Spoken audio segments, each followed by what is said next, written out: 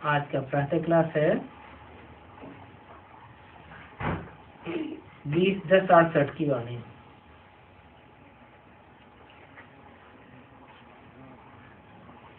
ये वाणी जो सुनाई जा रही है वो कहाँ चली थी?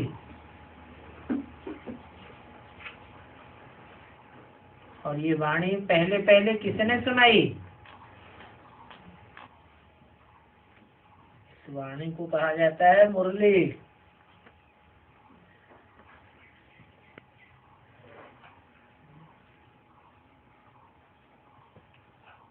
बोल तो नहीं मालूम। माउंट आबू कौन बोला? आपसे पूछा जा रहा है।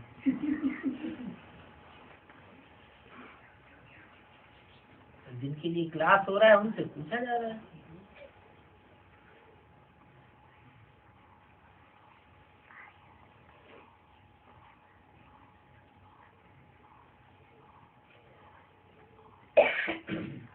ये वाणी माउंट आबू में दादा लेखराज जो कलकत्ते के हीरे के व्यापारी थे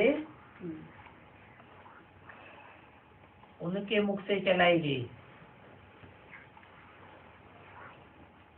और उनका नाम रखा गया ब्रह्मा। ब्रह्मा के मुख से जो वाणी चलाई गई उसको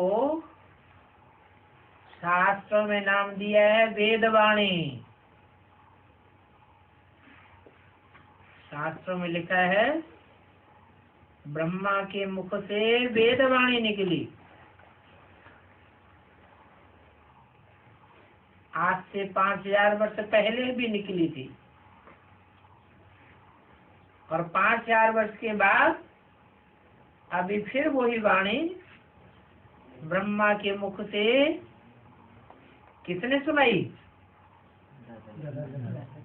दादा लेखराज। तो मुख है सुनाने वाला, मुख है, लेकिन उस वाणी को सुनाने वाली आत्मा शिव है, ब्रह्मा या दादा लेखराज नहीं है। तो आते ही पूछा, शिव बाबा ने ब्रह्मा में तन में प्रवेश किया और आते ही पूछा, इन आँखों से भल दादा को देखते हो? दादा माने दादा लेखराज। परंतु बुद्धि से याद शिव बाबा को याद करते हो? देखते हो किसको? ब्रह्मा दादा लेखराज को। लेकिन याद किसको करते हो उसमें? शिव बाबा को। कैसे याद करेंगे? शिव बाबा को कभी देखा है? देखा तो नहीं है। तो ब्रह्मा में शिव बाबा को कैसे याद करेंगे? मन और बुद्धि से। कोई में भूत प्रेत आता है, कोई की आत्मा आती है, पितर आते हैं, तो कहते हैं हमारे बाप की आत्मा आई। तो बाप को देखा है तो बुद्धि में याद आ जाता है बाप ऐसा ऐसा था, इसके तन में वो आत्मा आ गई। तो शिव बाबा को याद करते हो इसके तन में, तो शिव कैसा है?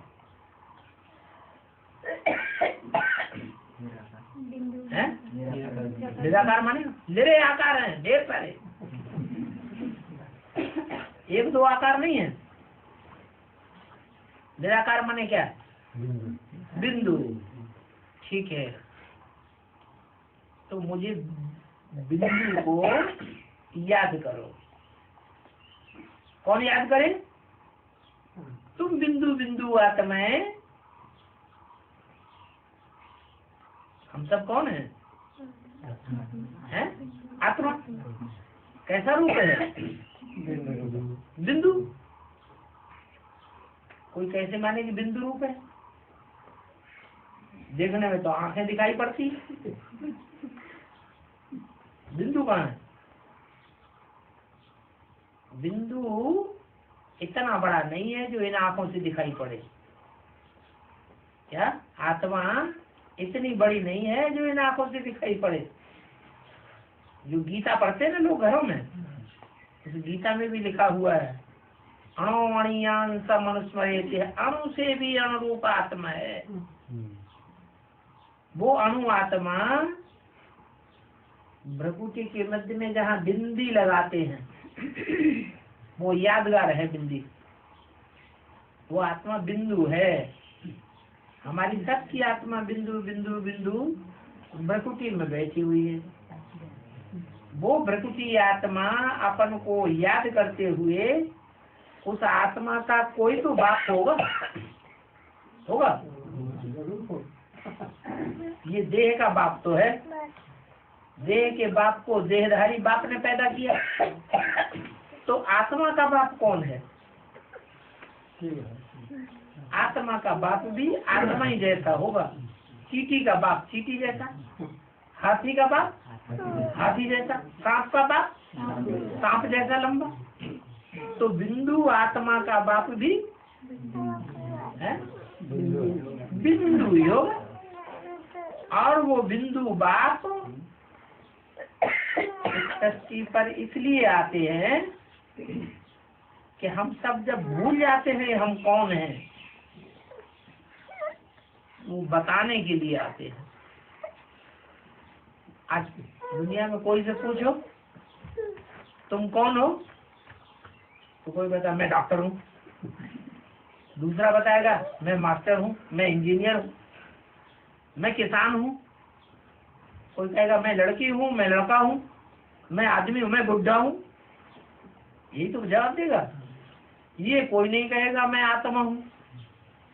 ये बाप आकर बताते हैं ये तो तुमने शरीर के नाम बता दिए।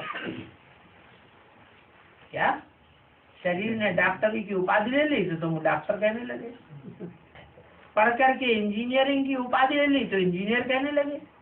जब पैदा हुए तो इंजीनियर थे, डॉक्टर थे, बुढ़ा थे नहीं? तो क्या थे? आत्मा तब भी थे और आत्मा अभी भी है। तो हम ज्योति बिंदु आत्मा हैं। ये ज्योति बिंदु आत्मा अपन को समझते हुए आत्मा के बाप को याद करो, अर्थ सहित याद करो। क्या अर्थ है? मैं आत्मा ज्योति बिंदु, मेरा बाप शिव ज्योति बिंदु। उनकी आत्मा बिंदी का ही नाम शिव है, औरों के नाम शरीर पर होते हैं। इसके शरीर का नाम कुछ और, इसके शरीर का नाम कुछ और, इसके शरीर का नाम कुछ और। ये शरीर के ऊपर नाम है, लेकिन भगवान का नाम शरीर पर नहीं होता। उनकी आत्मा का नाम किस चीज पर है? उनकी आत्मा का ही नाम है। वो नाम शिव है, वो बिंदु है, वो शरीर नहीं है।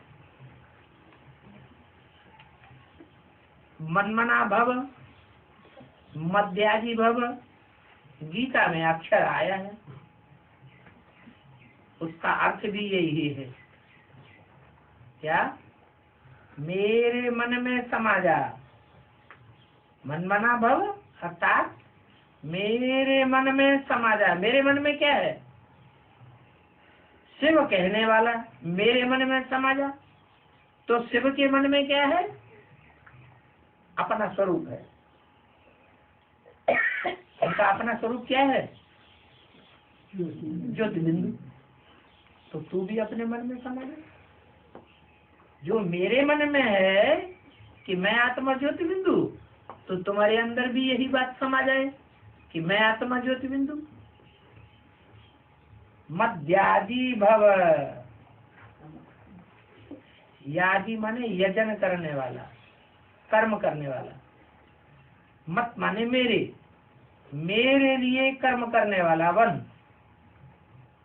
अर्थात स्वार्थ के लिए जिंदा न रहे। किसके लिए जिंदा रहे? मेरे लिए जिंदा रहे। मैं जो चलाऊं वैसे चल, मैं जो कराऊं वैसे कर। मैं इस सृष्टि को नया बनाता हूँ। दुनिया में बड़े बड़े आए, इब्राहिम, बुद्ध, क्राइस्ट, गुरु नानक, गांधी जी, विवेकानंद, कोई ने दुनिया को नया नहीं बनाया। मैं आता हूँ तो पुरानी दुखदाई दुनिया को नया बनाता हूँ। तो शिव बाबा को याद करना और बेहद सुख की राजाई को याद करना। वो बेहद सुख की राजाई मैं स्थापन करता हूँ। मनुष्य तो राजाओं को भी खत्म कर देते और राजाओं की राजाई भी खत्म हो गई। अब किसका राज्य है? प्रजा के ऊपर प्रजा का राज्य है दुनिया में। पहले दुनिया में किसका राज्य होता था? राजाओं का राज्य होता था। वो राजाओं का राज्य किसने स्थापन किया था? भगवान ने स्थापन किया था। भगवान राजयोग सिखा करके राजा ही स्थापन करते हैं, राजाओं का राज्य बनाते हैं। वो राजा अब मैं तुमको बनाने आया हूँ। क्या बनना है? नर से नारायण जैसा राजा बनना है और नारायणी लक्ष्मी जैसी नारी बनना है। क्या लक्ष्य दिया मनुष्य जीवन का? नर से नारायण और नारी से लक्ष्मी। और कोई तकलीफ नहीं देता हूँ। निरोगी भी बन जाएंगे। ये राजयोग सीखेंगे। कौन सा राजयोग? अपन को बिंदु आत्मा समझ मुझ बिंदु बाप को याद करेंगे तो उससे तुम निरोगी भी बन जाएंगे। तुम्हारी शरीर में, देह में जो ढेर के अनेक प्रकार के ढेर रोग भरे पड़े हैं, वो सब रोगों का निराकरण हो जाएगा। तो निरोगी भी बनेंगे और डबल से ताज भी बनेंगे। विश्व का मालिक बनना है तो ये बात बुद्धि में जरूर याद रखना है। क्या? कि मैं आत्मा ज्योति बिंदु हूँ, मेरा बाप शिव ज्योति बिंदु है और वो बाप हमें सुख का वर्षा नई दुनिया देने के लिए आया हुआ है। अच्छा बच्चों, 15 मिनट याद करो।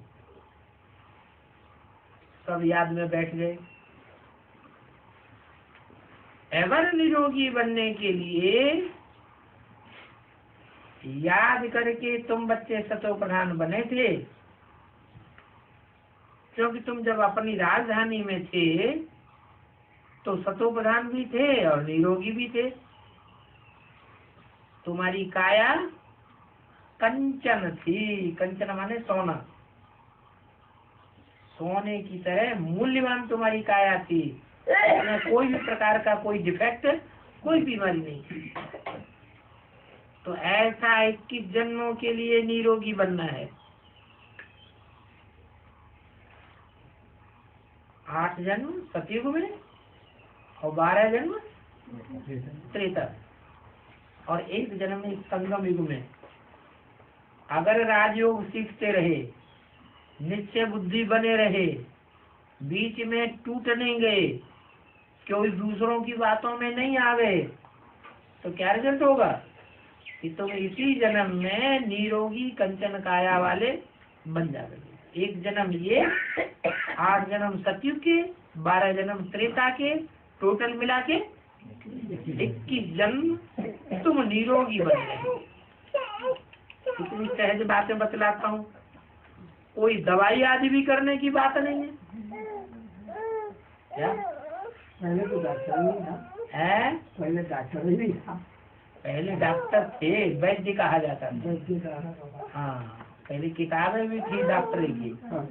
लेकिन ये सब डॉक्टरी किताबें आदि द्वापर युग में बनी। सत्ययुग त्रेता में कोई किताबें डॉक्टरी की नहीं होती, डॉक्टर ही नहीं थे, दवाइयाँ भी नहीं होती। तो बाप अविनाशी सर्जन है। वो सर्जन होते हैं, डॉक्टर होते हैं, वैद्य होते हैं, हकीम होते हैं। आज जिंदा हैं, कल मर जाएंगे। और ये सर्जन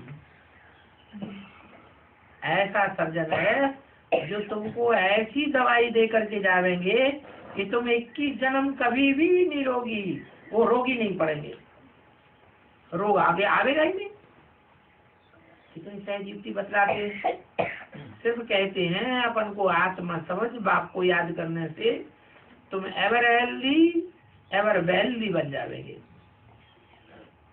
कहाँ के लिए बन जावेंगे? आने वाली नई दुनिया के लिए तुम आत्माएं एवर हेल्दी बन जाएंगी, एवर वेल्दी बन जाएगी। वहां धन भी बहुत अतिचार होगा।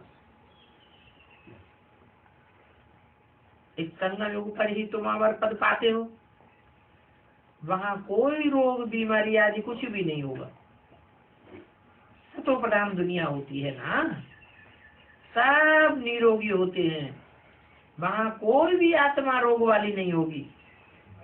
तो बाप तुम बच्चों को 100% हेल्दी बनाते हैं। तो ऐसे बाप को कितना खुशी से याद करना चाहिए और हर्षित मुख होकर के याद करना चाहिए। क्या रो रो के याद नहीं करना चाहिए, बाबा हमको ये दुख है, बाबा हम ये परेशानी में हैं, हम वो परेशानी में नहीं। ये जो परेशानियां हैं वो रोने से खत्म होने वाली नहीं है, क्योंकि पूर्व जन्म का जो हिसाब किताब हमने बांधा है वो तो हमको ही काटना पड़ेगा। तो हर्षित मुख होकर के रहना चाहिए।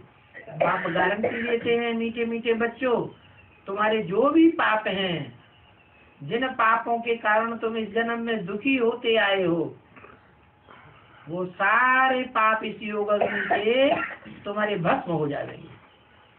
एक ही जन्म में सारे पाप भस्म हो जाएंगे।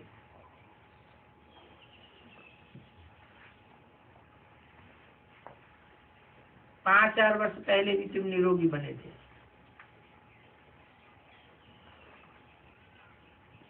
अनेक बार तुम निरोगी बने हो। बात ने स्मृति दिलाई है। बरोबर हम आत्माएं हर 5 वर्ष के बाद श्रीमत पर चल एवर वेल्दी और हेल्दी बनते हैं। तो भी जन्म जन्मांतर 21 जन्मों के लिए जो अभी पुरुषार्थ कर पद पावेंगे वो ही कल्प कल्प पाते रहेंगे। क्या अभी चूक गए तो 5000 वर्ष के बाद फिर चूक जाते, क्योंकि ये सारी सृष्टि का चक्र 5000 वर्ष का है, जिसका हिसाब भी बता सकते हैं। आधे का तो हिसाब अभी सुन लिया। क्या सत्युग त्रेता आधा कल्प, वहां सुखी ही सुख, और द्वापर कलयुग आधा कल्प दुख की दुनिया। इस सुख का दुख का खेल 5000 वर्ष का नाटक है, जो हूबहू ज्यों का त्यों गुजरता है। 5000 वर्ष जब व्यतीत होंगे तो हम कहाँ बैठे होंगे? यहीं बैठे होंगे। किस रूप में बैठे होंगे? इसी रूप में, इसी चोले में बैठे होंगे। क्या इस चोले के अंदर जो मिट्टी है, ये मिट्टी भी 5000 वर्ष का चक्कर लगा करके और फिर आकर के ऐसी ही मिट्टी बन जाएगी। उस मिट्टी के लौंदे में ये आत्मा प्रवेश करेगी। कोई माता के गर्भ से ही प्रवेश हुआ होगा। तो देखो कितना वंडरफुल ज्ञान बाप आकर के सुनाते हैं। अनेक बार तुम ये ज्ञान सुनते हो। अच्छी रीति योग लगावेंगे तो तुम पूरी रीति सजाओं से छूट जाओगे। अगर अच्छी रीति याद नहीं किया तो थोड़ी धर्मराज की सजाएं भी खानी पड़ानी पड़ती।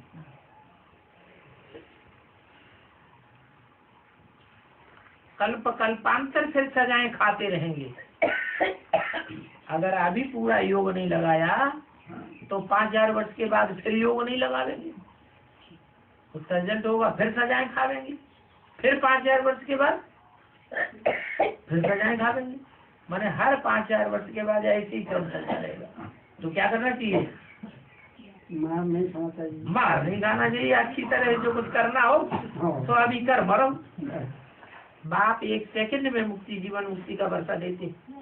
बच्चा माँ के गर्भ से बाहर निकला और बाप के वर्षे का हकदार बना। तो तुम भी अभी हकदार बनने आए हो क्या? अब भट्टी तो कर ली ना, वहाँ 9 महीने की भट्टी होती है पेट में, फिर बच्चा पैदा होता है, बाप के वर्षे का हकदार बनता है। यहाँ 9 दिन के अंदर सारा काम पूरा हो गया।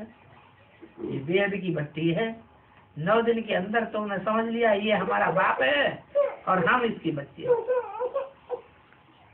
बाप 1 सेकंड में मुक्ति, जीवन मुक्ति का वर्षा देते हैं। बच्चा माँ के गर्भ से बाहर निकला, वर्षे का हकदार बन जाता है ना, उसमें बच्चे और बच्चियां दोनों होती है। यहाँ तो तुम सभी बच्चे हो बाप के। आत्मा आत्मा क्या हुए?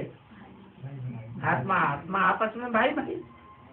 बाप को पहचाना और स्वर्ग का वर्षा पाएंगे। फिर है पुरुषार्थ करने के ऊपर। पुरुषार्थ ऊंच करेंगे तो ऊंच पद पाएंगे। जितना याद की यात्रा में जाते रहेंगे उतना ऊंच पद पाएंगे। और कोई तकलीफ नहीं देते हैं। पढ़ने के लिए कोई यहाँ किताब आदि भी तुमको नहीं दी जाती है। वहाँ तो स्कूलों में कितनी किताबों को गंठर है। कक्षा 1, 2, 3 का स्कूल का विद्यार्थी होगा, उसकी पीठ में गधे की तरह ढेर सारी किताबें लगी हुई होंगी। और तुमको तो बाप कोई किताब आदि की दरकार भी नहीं बताते हैं। पढ़ने के लिए तुम्हारे पास किताबें भी नहीं देते हैं। कोई बोझ नहीं। इसको कहा जाता है ज्ञान और विज्ञान। ज्ञान जो 5,000 वर्ष का चक्र है उसका ज्ञान, तुम्हारे 84 जन्मों की कहानी वो ज्ञान। और विज्ञान क्या है? याद।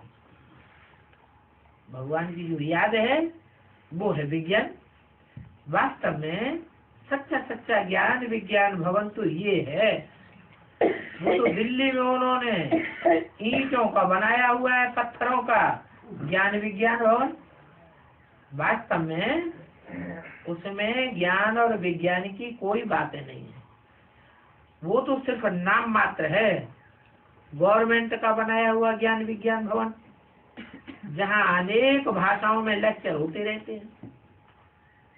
तुम तो उस अमरपुरी में जाते हो जहाँ दुनिया में एक ही भाषा होगी, एक ही राज्य होगा, एक ही राजा होगा, एक ही कुल होगा और एक ही मत होगा।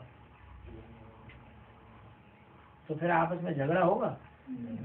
झगड़ा होने का सवाल ही नहीं। वहां इन्हें एक ही लक्ष्मी नारायण का राज्य होगा। दूसरा कोई खंड वहां था ही नहीं। एक ही भारत खंड था। भारत को सचखंड और दुनिया को झूठ खंड कहते हैं। ये भारत भी झूठ खंड बन जाता है। ये भारत फिर भी अविनाशी खंड है। झूठ खंड बनता है तो भी इसका विनाश नहीं होता, और सचखंड है तब तो है ही अविनाशी।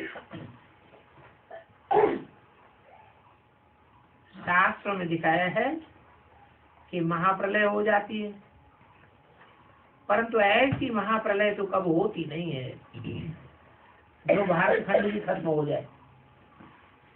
क्या भारत खंड तो सदैव रहता ही है। हाँ, कभी छोटा रूप है और कभी बड़ा रूप हो जाता है। बाकी सभी खंड विनाश को पाते हैं, चाहे वो अमेरिका हो, अफ्रीका हो, यूरोप हो, ऑस्ट्रेलिया हो। ये सब समुद्र में डूब जाएंगे, समाये जाएंगे। इसके लिए तैयारियां भी देख रहे हैं। क्या तैयारियां हो रही हैं? एटम बम बना के रख लिए हैं। कहते हैं शंकर द्वारा विनाश होता है, तो शंकर के नाम के साथ साथ क्या लगाते हैं? हर हर बम बम। तो शंकर जी का काम क्या हुआ? शंकर जी का काम हुआ बम फोड़वाना और दुनिया का विनाश कराना। फिर एक ही भारत खंड रह जाता है, सच खंड रह जाता है, बाकी झूठ खंड का विनाश हो जाता है। तो देखो, भारत खंड जो सच खंड है जिसका कभी विनाश नहीं होता है, उस खंड में ही भगवान बाप आते हैं। बाकी सभी खंड विनाश को पाते हैं, और खंडों में भगवान बाप नहीं आते। विनाशी खंडों में भगवान नहीं आते। कहाँ आते हैं? एक सचखंड भारत खंड में आते हैं। तो भारत खंड कब विनाश को नहीं पाता है। बाकी हाँ, तमो प्रधान झूठ खंड बन जाता है। किस बात से झूठ खंड बनता है और सचखंड किससे बनता है? ये तुम्हारी बुद्धि में है कि श्रीमत भगवान की श्रीमत से सचखंड बनता है, और मनुष्यों की दुष्ट बुद्धि से क्या बनता है? झूठ खंड बन जाता है। शास्त्रों की मत पर चलने से क्या बनता है? ये भारत खंड झूठ खंड बन जाता है, और भगवान की मत पर चलने से सच खंड बन जाता है। तो ये बात तुम्हारी बुद्धि में अभी आ गई। आधा कल्प भक्ति से झूठ खंड बना, और बाप के ज्ञान से सचखंड बन जाते हैं। बाप कहते हैं वेदों और शास्त्रों से, यज्ञ तप दान पुण्य आदि करने से कोई भी मेरे को प्राप्त नहीं कर सकते। 2500 वर्ष से ये वेद शास्त्र यज्ञ तप दान पुण्य होते आए, मेरे को कोई ने प्राप्त किया ही नहीं। ऐसा करने से तो तुम और ही दुर्गति को पाते गए।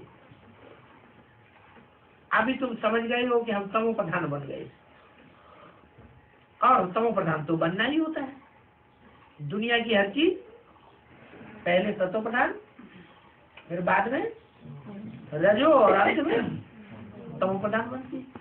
बच्चा पैदा होता है, छोटा बच्चा कितना अच्छा लगता है, फिर बड़ा होता है, फिर बुढ़ा होता है, फिर खलास हो जाता है। तो बुढ़ा किसी को अच्छा लगता है कि बच्चा अच्छा लगता है? बच्चा अच्छा लगता है। मकान बनाया नया नया, पहले सतो प्रधान है, रहने में कितना सुखदायी होता है। फिर अब ये मकान पुराना हो गया, डर लगता हाथियों को झुंड ना आ जाए, गिरा जाए कहीं, मर जाएंगे। तो तमो प्रधान हो गया, किसी को अच्छा नहीं लगता। तो कहते हैं हर चीज दुनिया की पहले सतो प्रधान फिर तमो प्रधान बनती ही है। तो ये सृष्टि भी पहले सतो प्रधान सतयुग थी, और अब तमो प्रधान कलयुग बन गए। तो सृष्टि भी सतो प्रधान सतो रजो और तमो बनती है। दुनिया की हर चीज को ऊपर से नीचे उतरना पड़ता है। तो ये खेल है। अभी फिर तुम बच्चों को सतो प्रधान बनना है। कैसे बने? उसके लिए ये पुरुषोत्तम संगम युग है। क्या कैसा युग? इसका नाम है संगम। काय का संगम? कलयुग अंत और सतयुग आदि का संगम, जहाँ पुरुषों में अर्थात आत्माओं के बीच में उत्तम उत्तम पार्ट बजाने वाली आत्माएं कौन कौन है, वो सब प्रत्यक्ष हो जाता है। उत्तम उत्तम आत्माएं याद की जाती है ना, स्मरण करते हैं ना, सिमरण करते हैं कि नहीं करते हैं? नहीं करते। किस रूप में? माला के सिमरण करते हैं कि लोग नहीं करते हैं? हिंदुओं में भी माला सिमरते हैं कि नहीं सिमरते हैं? मुसलमानों में भी माला घुमाते हैं, क्रिश्चियंस में भी माला घुमाते हैं, सिखों में भी माला घुमाते हैं। वो किसको स्मरण करते हैं? ये गोल गोल आत्मा रूपी दानों को याद करते हैं। कौन कौन श्रेष्ठ आत्माएं हैं इस दुनिया में? तो सिख धर्म वाले अपने धर्म की माला, अपने धर्म की आत्माओं को याद करते हैं। क्रिश्चियन धर्म वाले अपने धर्म की अच्छी अच्छी आत्माओं को याद करते हैं। मुसलमान अपने धर्म की अच्छी अच्छी आत्माओं को याद करते हैं। और हिंदुस्तान में हिंदू लोग अपने धर्म में जो श्रेष्ठ श्रेष्ठ हुए हैं उनको याद करते हैं। तो हर धर्म में श्रेष्ठ आत्माओं का स्मरण होता है, स्मरण होता है। उन श्रेष्ठ आत्माओं को श्रेष्ठ किसने तो बनाया होगा? जो दुनिया आज याद कर रही है, हर धर्म में उन आत्माओं को याद किया जाता है। किसने बनाया उनको श्रेष्ठ? भगवान ही श्रेष्ठ से श्रेष्ठ है, जो आकर के श्रेष्ठ से श्रेष्ठ देवता बनाता है।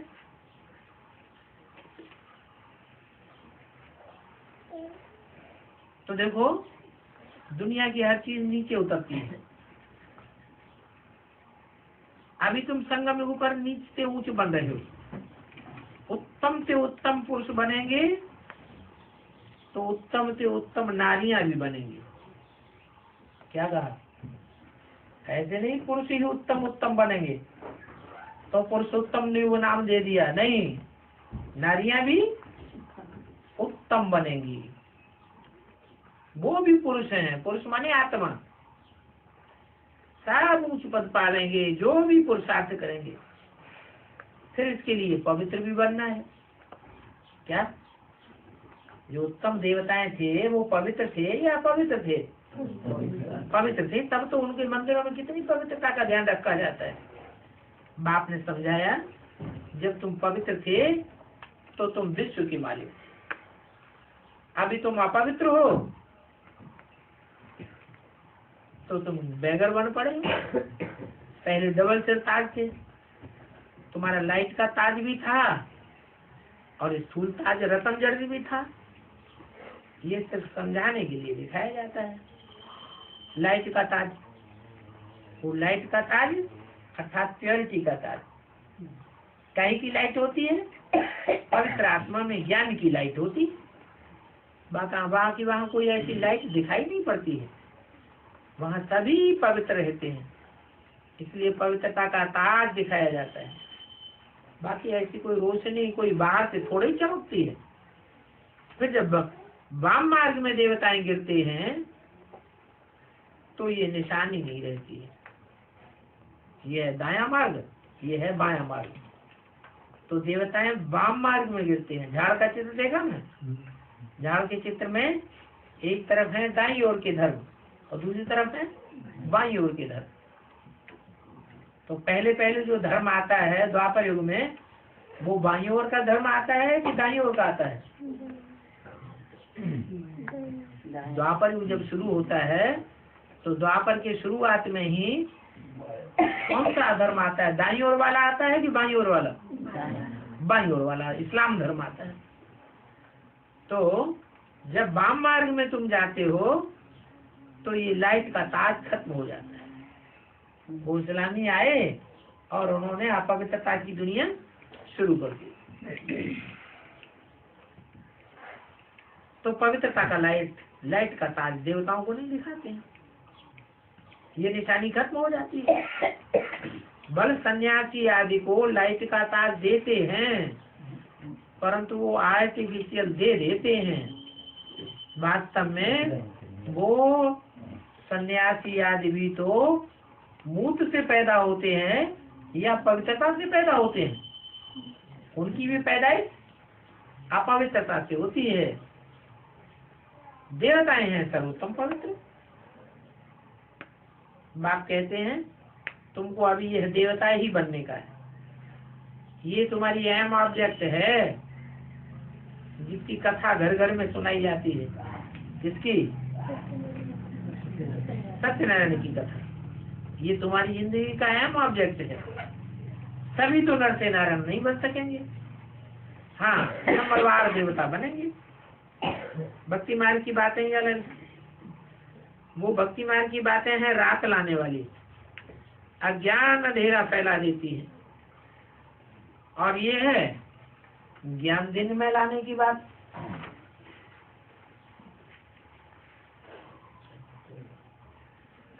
ज्ञान दिन होता ही है स्वर्ग में।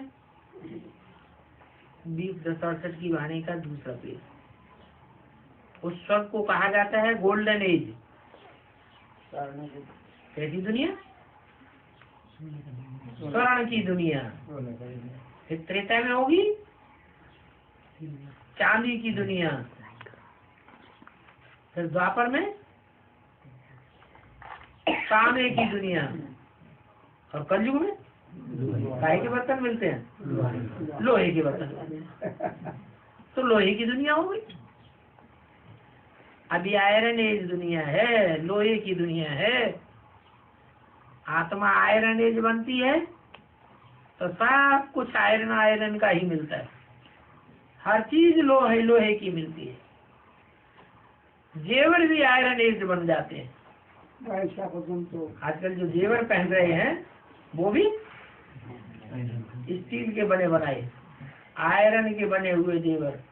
असली जेवर सोने चांदी के देखने को मिलते ही नहीं। अगर पहनेंगे भी तो चोर लुटेरे आकर के और गला काट देंगे। गाते भी हैं, मुझे निर्गुण हारे में कोई गुण नहीं, रहम दिल तो बाप को ही कहा जाता है।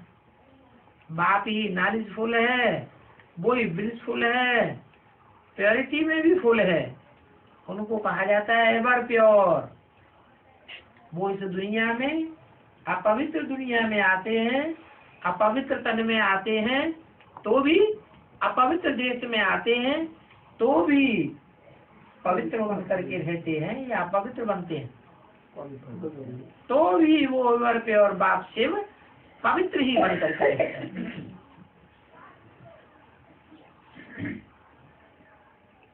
वो सभी बातों में परफेक्ट बाप है, प्योरिटी में भी फुल है, नॉलेज में भी फुल है, शांति में भी फुल है और सुख में भी फुल है। सुप्रीम कहा जाता है ना, और कोई भी आत्मा को सुप्रीम नहीं कहेंगे। दुनिया में बड़ी बड़ी नामाचार करने वाली आत्माएं आई, क्राइस्ट आया, बुद्ध आया, गुरु नानक आए, विवेकानंद आए, गांधी जी आए, कितनी महान महान आत्माएं आई। फिर सब देहधारी है, कोई भी निराकारी स्टेज वाली नहीं है। सिवाय एक बाप के कोई को भी सुप्रीम नहीं कहेंगे। सभी आते हैं शरीर धारण करके पार्ट बजाते हैं। हर एक आत्मा को जो शरीर मिलता है उस शरीर के ऊपर उनका नाम पड़ता है। मेरे शरीर ही नहीं है तो मेरे शरीर का नाम भी नहीं है। शिव को अपना शरीर है नहीं, वो जन्म मरण के चक्र में ही नहीं आता, पराये शरीर में आकर के प्रवेश करते हैं। हर जन्म में नाम रूप देश काल फीचर्स तुम बच्चों के बदलते हैं। वर्ष गुजरा, मास गुजरा, घंटे गुजरे, सतयुग से लेकर गुजरते गुजरते अभी कलयुग अंत में आकर के गिरे। अभी तुम बच्चों को स्मृति आई है कैसे हम सतो प्रधान से उतरते उतरते आकर के तमो प्रधान पतित बन जाते हैं। अभी हमारे 84 जन्म पूरे हुए, अभी फिर हम पहले नंबर में जाते हैं। वर्ल्ड की हिस्ट्री ज्योग्राफी रिपीट होती है, वो सत्य की हिस्ट्री ज्योग्राफी उसको भी रिपीट कहा जाता है। कलयुग की तो अभी चल ही रही है, फिर सत्य की हिस्ट्री ज्योग्राफी को रिपीट होना है, जिसके लिए ही तुम अभी सुदर्शन चक्रधारी बने हो। तुम पुरुषार्थ कर रहे हो, तुम जानते हो हम अपने बेहद के बाप से बेहद सुख का वर्षा फिर से ले रहे हैं। ये 84 का चक्र बुद्धि में तुम बच्चों को याद करना चाहिए कि कैसे कैसे हमने सतयुग में थोड़े जन्म लिए। कितने जन्म सतयुग में कितने जन्म लिए मनुष्य ने? 8 जन्म। त्रेता में 12 जन्म, द्वापर में उन दोनों युगों में जितने उतने सिर्फ द्वापर में कितने 21 जन्म द्वापर में, और कलयुग में द्वापर से भी 2 गुने। ये जन्म क्यों बढ़ते जाते हैं? क्योंकि आयु कम होती जाती है तो जन्म बढ़ते जाते हैं। तो देखो ये सारी बातें बुद्धि में याद रखने की हैं। बाप से हमने ये सत्य की राजी अनेक बार लिया है। वंडर ऑफ द वर्ल्ड वो नई दुनिया है जो बाप बनाते हैं, स्वर्ग। ये है ऊंचे से ऊंचा दुनिया का वंडर ऑफ द वर्ल्ड। वो तो मनुष्यों के बनाए हुए वंडर हैं जो लोग देखने के लिए जाते हैं। जैसे ताजमहल है, लोग देखने जाते हैं ना, है वो मिस्र के पिरामिड हैं, मिस्र में लोग कितने जाते हैं उन पिरामिडों को देखने के लिए। चीन की दीवार है, कितनी सैकड़ों मील लंबी और सैकड़ों मील और बड़ी लंबी चौड़ी दीवार बनाई हुई दो देशों को अलग करती है, वो दीवार देखने के लिए लोग जाते हैं। तो ऐसी ऐसी अनेक प्रकार की नाना प्रकार की चीजें बनाई हुई हैं मनुष्यों ने, वो तो सब विनाशी चीजें हैं। लेकिन भगवान आकर जो चीज बनाते हैं वो है अविनाशी स्वर्ग। जो अविनाशी स्वर्ग दुनिया का सबसे बड़ा बंदर होगा, उस बंदर को दुनिया के सब लालायत होंगे देखने के लिए। तो ये बुद्धि में याद रहना चाहिए कि हमने ये सतयुगी राज्य जो बाप ने स्थापन किया वो अनेक बार लिया है। जैसे ये ताजमहल है, ऐसे माया के 7 वंडर्स हैं, वो माया भी मनुष्य ने बनाई है। बाप का वंडर तो एक ही है जिसको स्वर्ग पैराडाइज कहा जाता है। यहाँ के वंडर्स में क्या रखा है? धक्के खाते रहते हैं, सुख तो मिलता नहीं। जो बाप वंडर बनाते हैं स्वर्ग, इसमें देखो सुख ही सुख है। ये वंडर्स तो मनुष्य ने बैठकर बनाए हैं। जैसे चीन की दीवार कहते हैं, कितनी मेहनत करके इतनी लंबी चौड़ी दीवार बनाई होगी, मनुष्यों को मालूम ही नहीं है। वंडर ऑफ दी वर्ल्ड सचमुच ये आबू का दिलवाड़ा मंदिर है, जिसमें आदिदेव आदि देवी का चित्र मूर्ति रखी हुई है और तुम बच्चे बैठे हो। ऊपर में स्वर्ग दिखाया है, नहीं तो स्वर्ग कहाँ बनावेंगे? जरूर तुम बच्चों ने ऊंची स्टेज की पुरुषार्थ किया है, तो उन्होंने भी स्वर्ग को ऊपर दिखाया है। ऊपर में राजाई और नीचे की स्टेज में तुमने तपस्या की है। वो तो अभी तुम कर रहे हो ना, अभी तुम राज ऋषि हो। वो सन्यासी तो है हठयोग ऋषि। ऋषि पवित्र को कहा जाता है, पवित्रता तो जरूर चाहिए। एक बार तुमने संपूर्ण पवित्रता धारण कर ली तो तुम आधा कल्प के लिए पवित्र ही रहेंगे। ऐसे नहीं फिर विख से तुम जन्म लेकर के पवित्र बनेंगे, नहीं। जैसे सन्यासी बनते हैं, विख से जन्म लेते हैं, फिर बाद में पवित्र बनने का पुरुषार्थ करते हैं। ऐसे तुमको नहीं बनना है। श्री कृष्ण को महात्मा कहते हैं, परंतु वो तो एवर महात्मा है। वो कोई अपवित्रता से जन्म नहीं लेता है। ये सन्यासी लोग तो फिर भी विकार से जन्म लेते हैं, फिर बाद में बड़े होकर महात्मा बनते हैं। इन बातों को मनुष्य नहीं जानते। बड़े अच्छे अच्छे नामी गिरामी सन्यासी हैं। बम्बई में एक शेर को पालने वाला सन्यासी रहता था। क्या नाम नहीं बताया। वो एक बार शिमला में भी शेर को ले गया, परंतु भले शेर को पालता था लेकिन था महान बेविचारी। फिर शादी करके बच्चे आदि भी पैदा कर लिए। शुरू में उनके पास बहुत बड़े बड़े आदमी जाते थे। ऐसे ऐसे सन्यासियों के लाखों फॉलोअर्स बन जाते हैं, कितना नाम वाला हो जाता है। अब तुम तो कोई के अंदर श्रद्धालु फॉलोअर्स नहीं बनते हो। फॉलोअर नाम तो ठहरता भी नहीं है। कहाँ कहाँ वो सन्यासी, कहाँ वो गृहस्थी टट्टू, फॉलो करते कहाँ हैं? सन्यासी तो जाकर के कपड़ी पहनते, उनके चेले उनके फॉलोअर्स कफनी पहनते हैं क्या? लंगोटी पहने तो फॉलोअर कहे गए। तो ये फॉलोअर नाम नहीं ठहरता। फॉलोअर को तो फिर पूरा फॉलो करना चाहिए। तुम तो सच्चे सच्चे फॉलोअर। क्यों? तुम शिव बाबा को फॉलो करते हो तो तुम प्रैक्टिस करते करते क्या बन जाएंगे?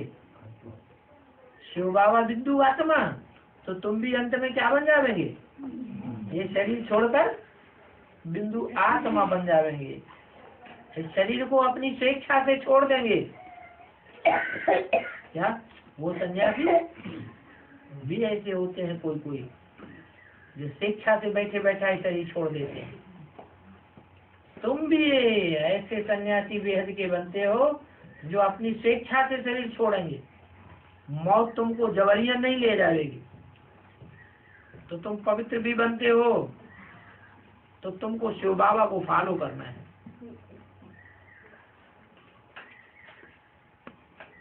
शिव बाबा कब कहा जाता है? बाबा कहा जाता है शरीरधारी को, और शिव कहा जाता है ज्योति बिंदु को। वो ज्योति बिंदु शिव किसी शरीरधारी में प्रवेश करता है, जिसका नाम संसार में शंकर के नाम से प्रसिद्ध होता है। तो शिव उसमें प्रवेश करता है तो शिव बाबा कहा जाता है। बाद में लोग कहने लगते हैं शिव शंकर भोलेनाथ। शिव का नाम किससे जोड़ दिया जाता है? शंकर के साथ जोड़ दिया जाता है। और कोई देवता के साथ जोड़ा जाता है? और कोई देवता के साथ शंकर का शिव का नाम नहीं जोड़ेंगे। क्यों? क्योंकि शंकर ही एक ऐसा देवता है जो सबसे पहले आत्मिक स्थिति में स्थित हो जाता है।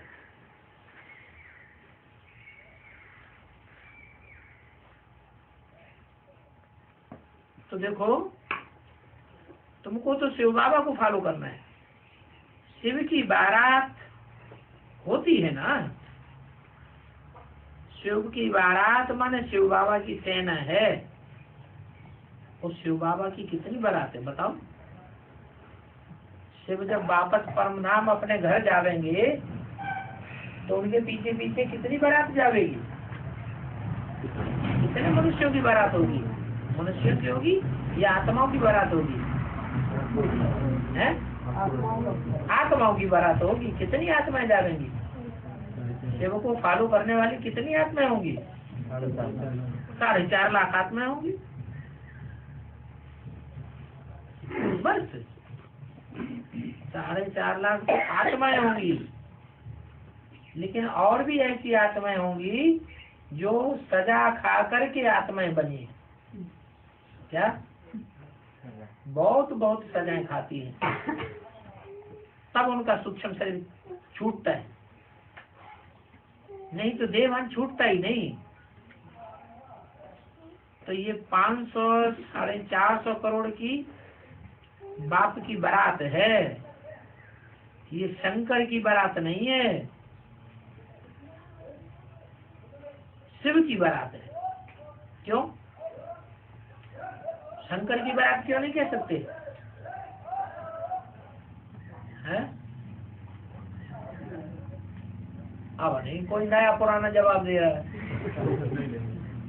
है। ऊपर ले लो, झाड़ के चित्र में कौन बैठा हुआ है जो आत्मा ऊपर जा रही है? देखो झाड़ के चित्र को, हैं? कौन बैठा हुआ है ऊपर झाड़ के ऊपर? शंकर ही तो बैठा हुआ है। तो शंकर की बारात क्यों नहीं कहा जाता है? शंकर समान हो जाता है। अरे शंकर को शिव समान बनना है कि उल्टा और कर दिया?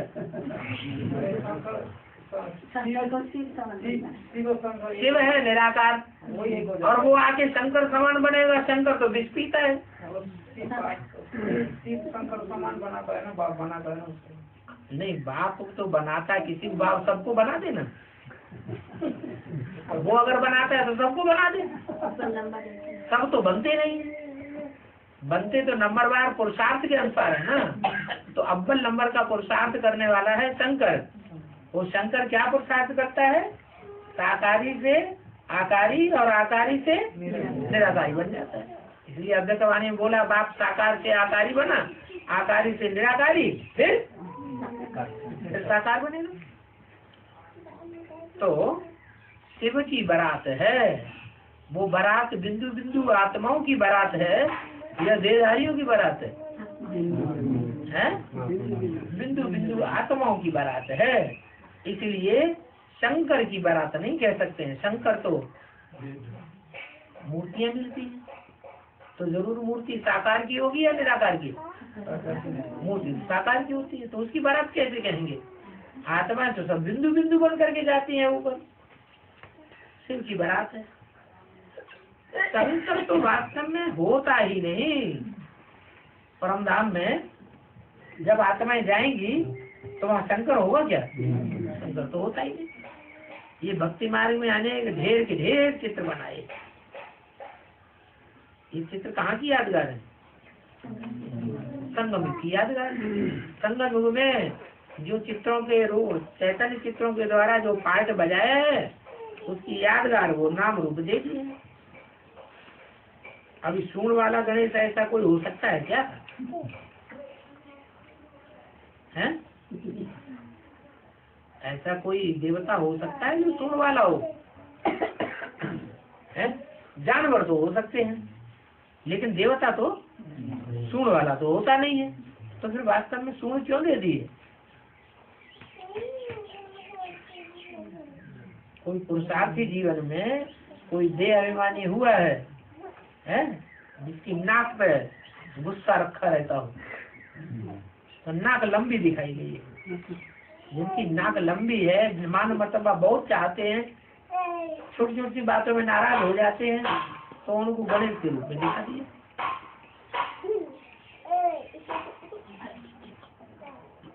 बड़े काम दिखाते हैं, इसका मतलब ज्ञान ज्यादा सुनता होगा तो ज्यादा ज्ञान सुनने की निशानी बड़े काम दिखा दिए ना। माथा चौड़ा दिखा दिया, क्या मतलब? मनन चिंतन मंथन बहुत ज्यादा करता होगा तो उसको माथा चौड़ा दिखा दिया।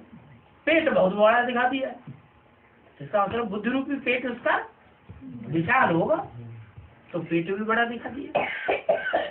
तो ये भक्ति मार्ग में आने एक प्रकार के चित्र बनाए हैं। कहाँ की यादगार? संगम की यादगार है। बड़े मिनिस्टर आदि, उनकी भी बुद्धि नहीं चलती है, ये सब क्या है? सूंड वाला देवता फिर कहाँ से आया? ऐसे कोई मनुष्य तो होते नहीं है।